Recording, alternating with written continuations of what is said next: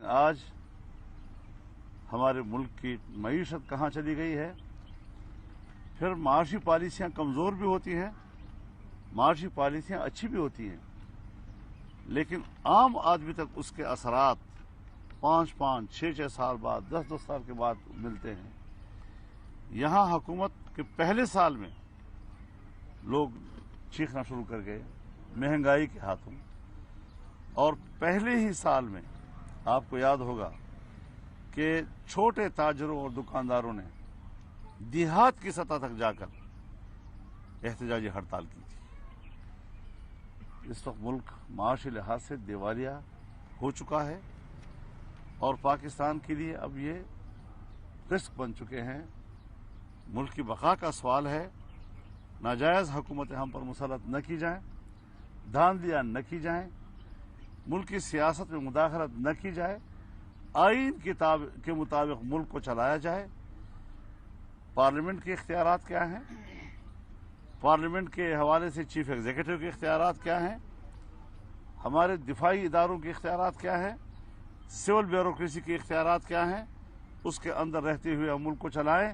ہم ایک دوسرے کو کوآپریٹ کریں گے، ہم ان کے ساتھ کھڑے ہوں گے، وہ ہمارے ساتھ کھڑے رہیں گے، لیکن یہ کہ خود کو محور سمجھ کر، خود کو مالک سمجھ کر الیکشن کے نتائج کا خود کو مالک سمجھیں اور عوام کے ووٹ کی تقدس کا یہ عالم ہو، تو پھر ظاہر اختلاف بھی ہوں گے، گلے شکوے بھی سامنے آئیں گے، اور پھر اگر حکومت والے جو احمقوں کا مربع ہے پورا کابینہ، اور یہ لوگ اس قسم کی زبانیں استعمال کرتے ہیں کہ جس کے بعد آدمی کو اپنے جذبات پہ کنٹرول کرنا پڑتا ہے، تو میں نے ایسی کوئی احمق حکومت نہیں دیکھی جو آ بین مجھے مار کی سیاست کرتی ہے، جو خود اشتعال دلاتی ہے اپوزیشن کو۔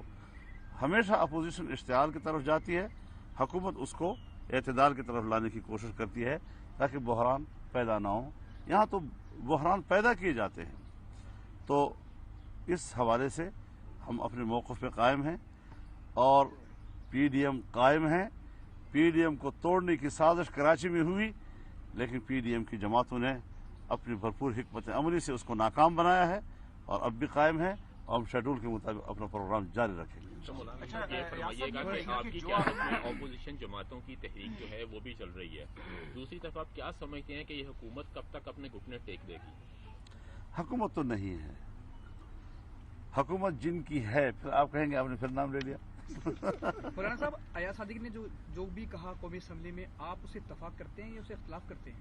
میں تو سمجھتا ہوں کہ اس سے بھی کچھ آگے جا کر ہمیں اتفاق کرنا چاہیے، یہ ذرا کم ہے تھوڑا سا۔ یہ بتائیے کہ آپ نے جو بیان دیا لگتا یہ ہے کہ عمران خان ایک جانب تو نریندر مودی کو دھمکیاں دے رہے ہیں، دوسری طرف انہوں نے گھٹنے ٹیکے میڈیا کے سامنے، کیا ایسا ہے؟ دیکھیں، میں اس ایشو کو ہم جتنا جلد سے جلد ختم کر دیں، جو کہ پاکستان کے انٹرسٹ میں نہیں، تو بہتر ہوگا۔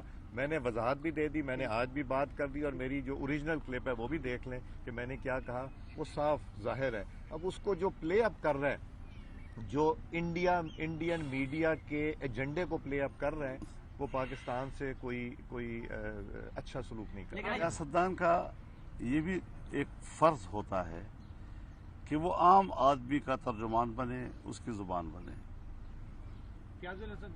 پی ڈی ایم میں شامل جتنی جماعتیں ہیں اور ان کی جو قیادتیں ہیں، وہ آج عوام کی بات کرتے ہیں۔ جب ہم عوام میں جاتے ہیں، ان کو سہارا ملتا ہے، ان کو حوصلہ ملتا ہے، اور وہ سمجھتے ہیں کہ ہم غریبوں کا بھی کوئی بولنے والا ہے، بات کرنے والا ہے۔ ورنہ جہاں تک استعفوں کا مسئلہ ہے، یقیناً میں آپ سے اتفاق کرتا ہوں کہ یہ بہت ہی مختصر اور آسان راستہ ہے، لیکن چونکہ ہمارے پی ڈی ایم کے آنے والے آپشنز میں شامل ہے یہ، تو جو بھی طے ہوگا ہم باہمی مشاورت کے ساتھ جس موقع کو مناسب سمجھیں گے اس آپشن کو استعمال کریں گے۔ مولانا صاحب یہ بتا دیں کہ میاں نواز شریف کا بیانیہ کہ ہماری جدوجہد ہے وہ اس حکومت کے لانے والوں کے خلاف ہے، اور پی ڈی ایم کی قیادت سے یہ آواز اٹھاتی ہے کہ ہمارا مینڈیٹ چوری کیا گیا، الیکشن میں الیکشن چوری ہوا، اب گلگت بلتستان کا الیکشن ہونے جا رہا ہے، کیا آپ سمجھتے ہیں کہ اسی آرمی چیف کے ہوتے ہوئے D G I S I کے ہوتے ہوئے وہ بھی شفاف الیکشن ہوگا؟ دیکھیے، اس طرح تو آپ گلگت بلتستان کیوں جاتے ہیں؟ ہمارے ہاں ضمنی الیکشن بھی تو ہوتے ہیں، تو ہم ضمنی الیکشن میں حصہ تو لیتے ہیں، عوام کے ساتھ ایک رابطے بھی ہوتا ہے۔ اور نتائج سامنے آئیں گے تو ہم جس طرح اس پر رد عمل دے رہے ہیں اس میں دے سکیں گے. آج کی گفتگو سے یہ محسوس ہوتا ہے آپ دونوں کی کہ 16 اکتوبر سے جو موقف اختیار کیا تھا اپوزیشن جماعتوں نے، آپ اس سے پیچھے ہوتے جا رہے ہیں. ایسا محسوس ہو رہا ہے کہ آپ کا موقف تھا وہ بہت کمزور پڑتا جا رہا ہے. ایاز صاحب صاحب نے بھی یو ٹرن لے لیا اور آپ بھی یو ٹرن لے لیا. نہیں، میں آپ کی نفسیات کو عمران خان تو نہیں. میں آپ کی نفسیات کو سمجھ رہا ہوں. آپ ایک صحافی کی حیثیت سے کیا کہلوانا چاہتے ہیں ہم سے، لیکن میں آپ کو بتا دینا چاہتا ہوں کہ ایاز صادق صاحب کے بیان سے جو پیالی میں طوفان کھڑا کرنے کی کوشش کی گئی، ہمارا یہ بھی فرض بنتا ہے کہ ہم اپنی سیاست کو ان حدود میں رکھیں جو آئین اور قانون کے دائرے میں ہوں، پاکستان کے حب الوطنی کے دائرے میں ہوں.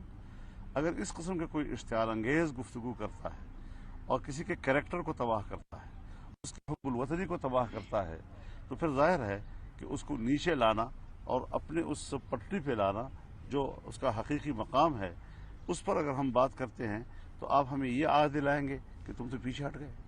خدا کا خوف کرو.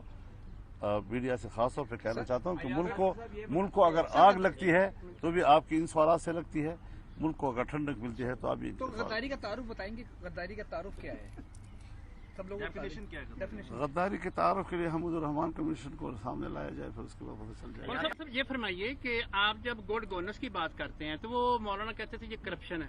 اب یہ جو غدار اور غیر محب وطن کہنا کہ یہ حکومت کی کوئی لائن ہے کہ آپ کو اور لائن کی جانب یہ جا رہے ہیں؟ حضرت، یہ حکومت اپنی حماقتوں کے نتیجے میں اب ایاز صادق صاحب کی گفتگو سے یا ان کے کچھ الفاظ سے کوئی اختلاف رائے کر سکتا ہے، لیکن اس کے رد عمل میں پلوامہ کا ذکر کر کے جس عقل مندی کا مظاہرہ کیا گیا ہے اس کا بھی ذرا اندازہ لگایا نا کہ وہاں ہے کیا، وہاں کس قسم کے لوگ بیٹھے ہوئے ہیں. تو میں نہیں سمجھتا کہ اس ملک میں کوئی سنجیدہ حکومت موجود ہے یا کوئی قانونی حکومت موجود ہے یا کوئی اہل حکومت موجود ہے. ناجائز، نالائق اور نااہل حکومت اس وقت دو جگہوں پہ کے خلاف اپلیکیشن جا چکی ہے اسی حوالے سے، اسلام آباد اور لاہور کے. اپلیکیشنوں کے لیے بہت لوگ مل جاتے ہیں، کوئی مسئلہ نہیں ہے. کوئی ایسا ہو کیا اسمبلی میں کہے ہوئے الفاظ باہر چیلنج ہو سکتے ہیں؟ نہیں، باہر ہو بھی نہیں سکتے. پارلیمنٹ از ابو سپریم. بہت شکریہ.